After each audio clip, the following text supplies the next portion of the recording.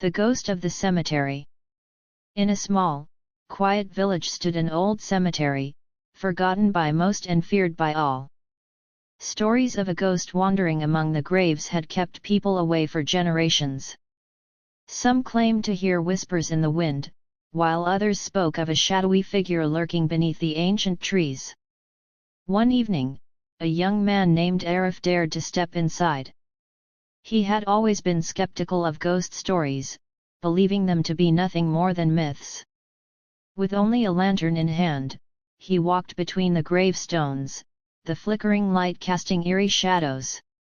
As he moved deeper, a chilling breeze swept through the cemetery, and suddenly, a voice called his name. Arif. It was soft, almost like a whisper carried by the wind.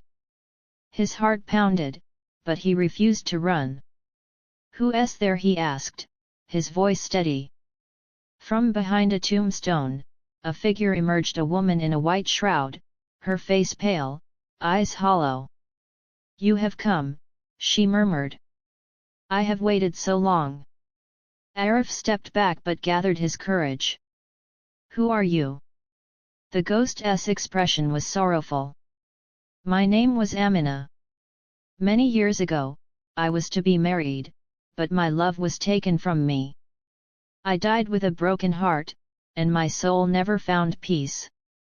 Arif's mind raced. He had heard of a woman named Amina from old village tales, a bride who had vanished on her wedding night, never to be seen again. "What can I do to help you?" he asked, feeling a strange sadness for the spirit. The ghost lifted her hand, pointing toward an overgrown grave. "Beneath that stone lies a letter I wrote before I died. If you bring it to the village, my soul may finally rest." Summoning all his courage, Arif cleared the grave and found a small wooden box buried beneath the soil. Inside, he discovered a fragile, time-worn letter. As he read it, tears welled in his eyes. It was Amina's final words to her lost love, expressing her eternal devotion. The next day, Arif brought the letter to the village elder, who gathered the people to read it aloud. The story of Amina and her tragic fate touched every heart. That night, as Arif visited the cemetery one last time, he saw Amina's spirit standing beneath the moonlight. "Thank you," she whispered, before fading into the wind, finally at peace. From that day on, the whispers in the cemetery ceased, and the villagers no longer feared the place.